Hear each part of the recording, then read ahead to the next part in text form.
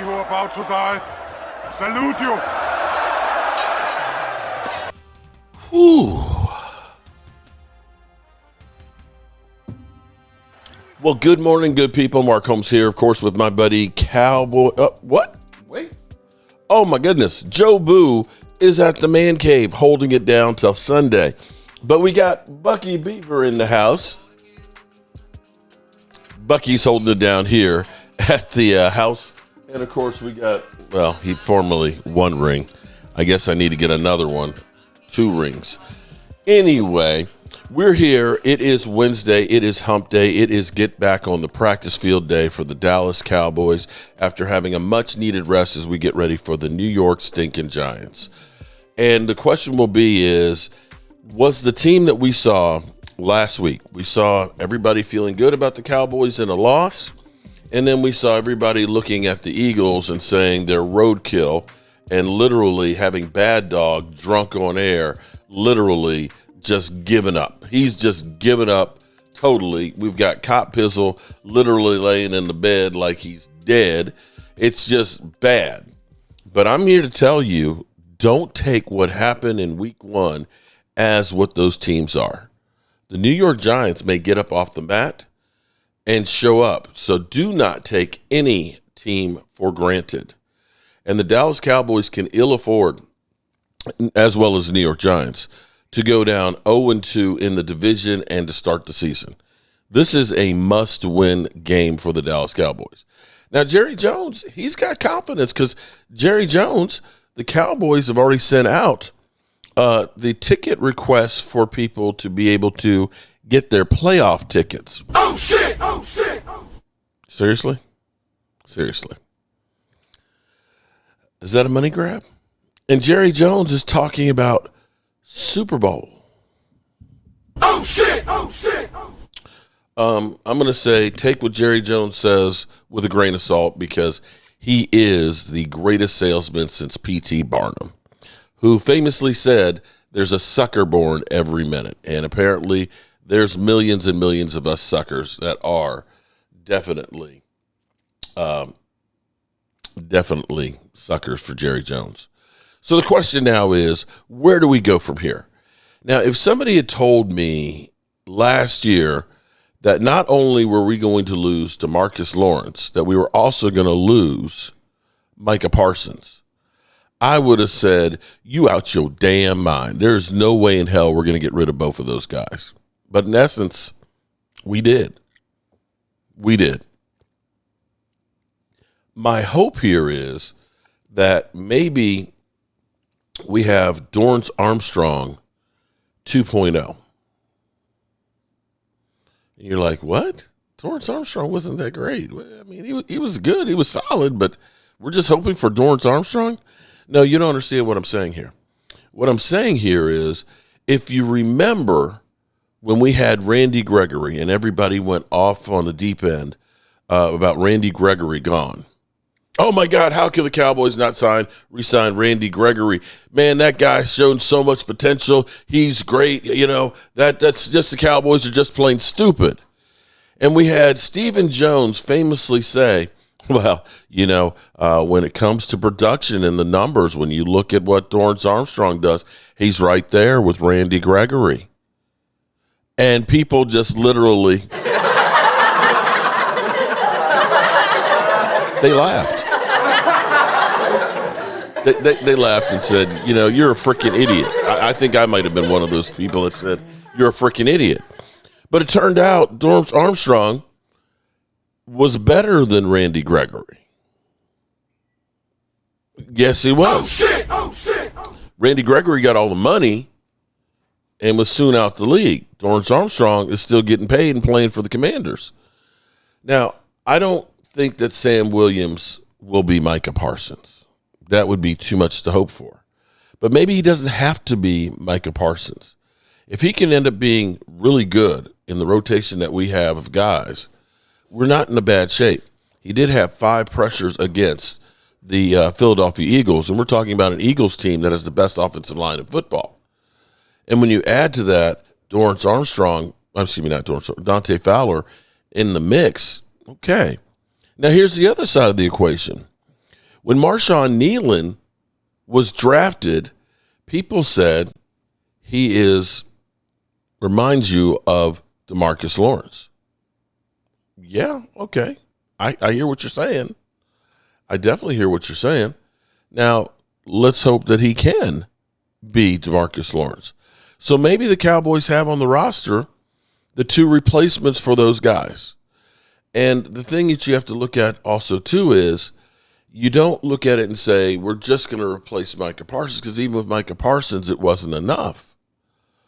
What you really want to replace Micah Parsons' production with is across the board. When you have, I've used this analogy so many times, but I remember in Boy Scouts, we had the Scoutmaster say, hey, Mark, come up. And he handed me 2 pieces of rope, and he said, tie them together. I did. And then he got another piece of rope, and he had another scout come up. So we had a bunch of scouts come up, and they all tied knots on to make this rope. And his point was, he pulled on the ropes and said, this rope is only as strong as its weakest link. You may have a great knot over here, but if this one fails, it's useless. And that lies the thing with the Dallas Cowboys defense. Collectively, we have to make up for Micah Parsons' production by being better in the other positions.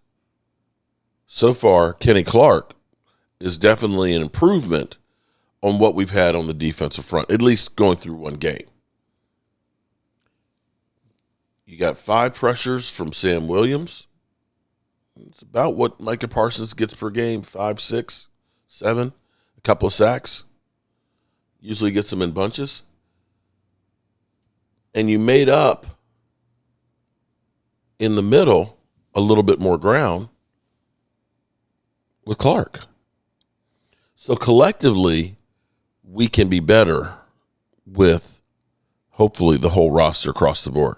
Now, the weakest link right now, it seems to be, at least week 1, was Murray. Murray seemed like he's not playing downhill with a lot of confidence, and he's kind of like waning years of Jalen Smith, it seems. We've got to get much, much better production from him, without a doubt. No ifs, ands, or buts about that one. But it's only week 1. Hopefully the team will be making adjustments starting today. The bad news, it seems that Mozzie Smith has definitely fallen out of favor. Jerry Jones kind of reiterated yesterday that, he doesn't expect changes from what we had as far as the lineup goes with him or with anybody. So it might be that the Mozzie experience might be over, or he ends up being inactive, or maybe they're just trying to sully him to motivate him to be better. I don't know what the case is, but right at the moment, we're definitely better with Frank Clark. But if we can get Mozzie to be at least an average or above average defensive tackle and add to the rotation, that's what you really and truly want. You just do. Now, other news, Deuce Vaughn got himself a new gig. He signed with the Denver Broncos. So congratulations to him. He's on their practice squad. The question now is, are the Cowboys a better team than they were last year? Is Brian Schottenheimer the right coach for right now?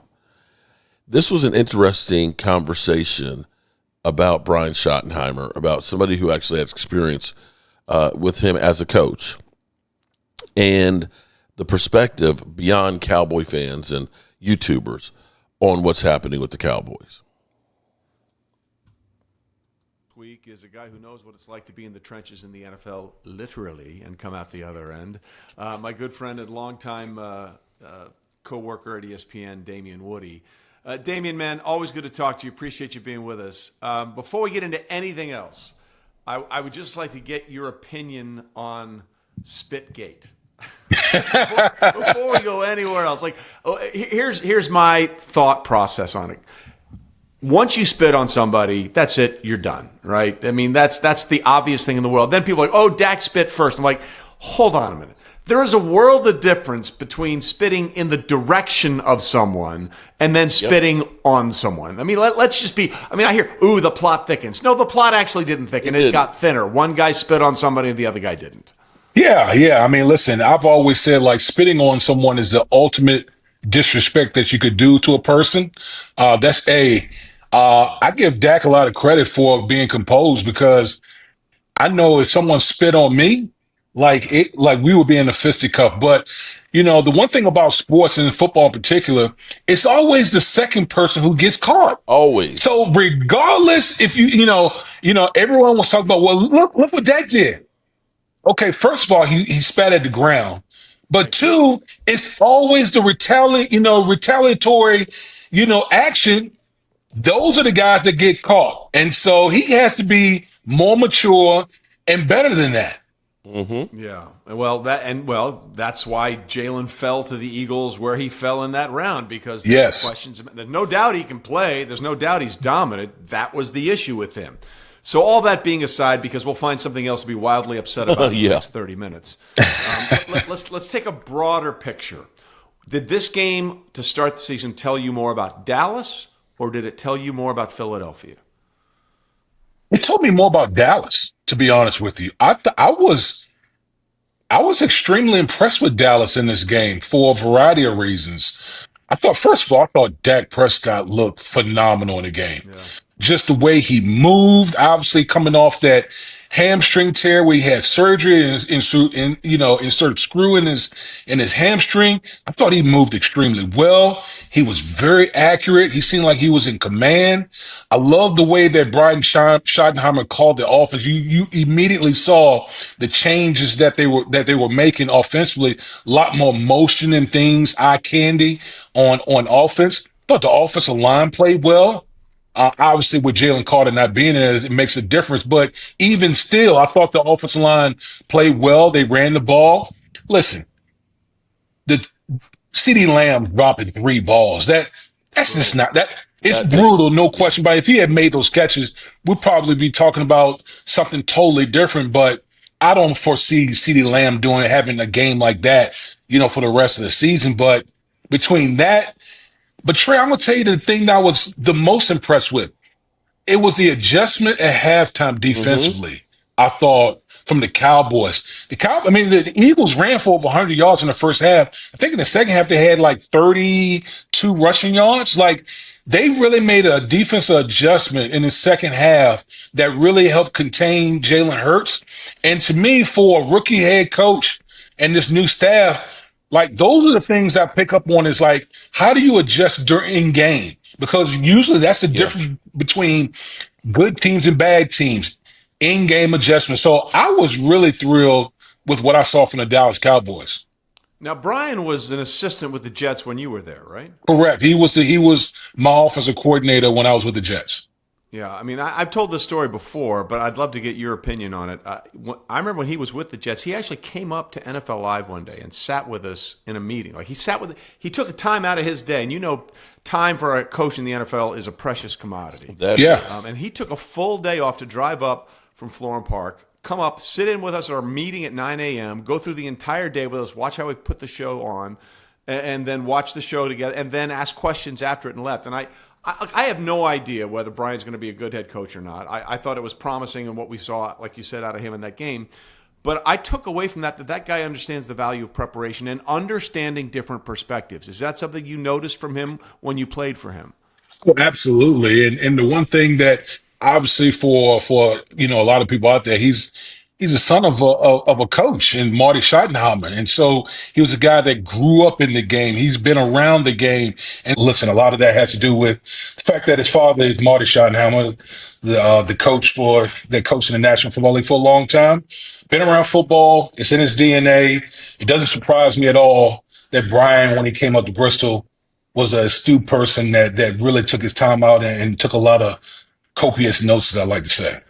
Yeah.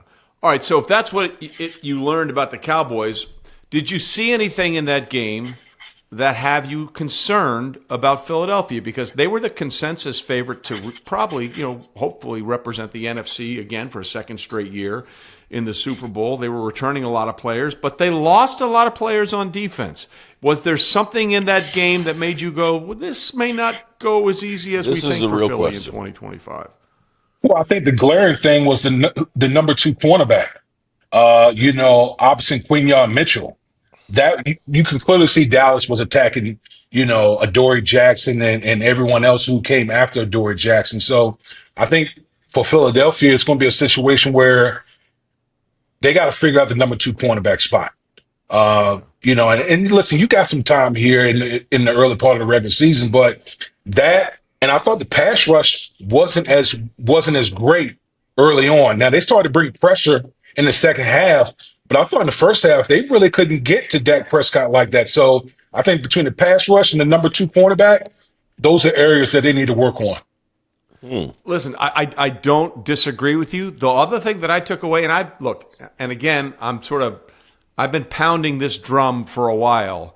While they ran for 150 plus yards as a team, 17 carries, 61 yards for Saquon Barkley. And I have said all along, the year after a 2,000-yard season, there is tough. a precipitous drop. He was just gashing people left and right last season. And now we see the first game, and it's a very, very pedestrian effort against a team who apparently had a terrible run defense last year. That's the one thing Jerry Jones got right in the whole Micah Parsons thing, which we can have that discussion if you want. But you'd think, okay, if there was ever a moment where Saquon was going to come out firing, because the reality of this is, Damian, Thursday night was as good as Saquon's probably going to feel all year. And it was 17 carries for 61 yards at home against a team that has had their issues with run defense. What level of alarm does that raise for you? It is alarming, and here's why it matters: because the Philadelphia Eagles are a run first team. Okay, they're not like AJ Brown didn't even get a target until I believe like the fourth quarter. Yeah. Like this is not, you're not going to ask Jalen Hurts to go out there and sling the ball around like Joe Burrow. That's just not how the Philadelphia Eagles are built. They're built to be run first. And so if they're not able to establish a line of scrimmage and run the football with Saquon Barkley, and it has to fall on Jalen Hurts to throw the ball all over the place, that's not the recipe for success for the Philadelphia Eagles. Yeah, and to that point about A.J. Brown not getting targeted until the fourth quarter, there was a point last year where it was very obvious that A.J. was upset about this situation. And everyone was like, who cares? They're winning. It's Saquon Barkley. Well, now in week one, it wasn't Saquon Barkley. They had to squeak by a Dallas team at home, in which notoriously has been a really successful thing for the defending Super Bowl champs over the years. And Jahan Dotson and not A.J. Brown was the primary threat at wide receiver. Do you think in your mind that's a tribute to what the Dallas Cowboys did defensively? Or are we going to see down the road here that level of frustration maybe boil over again between A.J., the play calling, because once again a new play caller this year in Philadelphia, and Jalen Hurts? Listen, I could see this thing at some point this year, if it continues to be this way like it was in week one, being an issue, because we know how wide receivers are. Like, there's only so much of the quote unquote good soldier that I'm going to be until the offense is not what it was last year, and they're having a hard time throwing the ball. Then that's when things will start boiling over. So if this run game doesn't come into its own to set up those deep, play action passes down the field, it's going to be a problem in Philadelphia. Yeah, and we'll see how Nick Sirianni handles that. There were some moments last year before they just decided to go all in on the Saquon train that we were like, all right, what are we seeing here? Hey, but at the end of the day, a win is a win. You take it. They have a lot of time to work on it for week 2, and then we'll see what happens going forward. All right, so that is one perspective there on the Eagles and the Cowboys. Things I will say. Remember, the Eagles started out 2-4 last year. 2-4, losing to Atlanta and to getting mollywopped by Tampa Bay before going on a run. The Eagles always start the season off slow. That's just them. The second thing is their weaknesses, they will try and refill. And they've already been doing that as we speak. Cowboys, I don't know. I don't know. For Saquon to only have 60 yards on 17 carries, going against notably what was one of the worst run-stopping defenses in the NFL last year, that's a big question, because teams that have running backs that have gone 2,000 yards, the next year they're not anywhere near it. So maybe something to worry about for the Eagles. But definitely this younger Dallas Cowboys team, they're going to have good days and bad days. Hopefully we have more good days than bad ones, and we can try and hopefully stay healthy and start working on some of our issues. Alrighty, good people. As always, I appreciate you all. And I've got to get out of here, man. I got to get over here and get to work because I got bills to pay out there.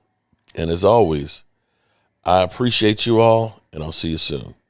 I do believe if we're not being looked at, then I'll do my part to get us looked at. The beautiful thing for networks or, if you will, streaming companies is that the NFL is a 365-day-a-year interest factor. A lot of programming, you have to spend as much to make it, to promote it, as you do to make it. The Cowboys are a soap opera 365 days a year. When it gets slow, I'll start hearing. Please take your seats. And so it's wonderful to have the great athletes, have the great players, but there's something more there. There's sizzle, there's emotion, and if you will, there's controversy. That controversy is good stuff.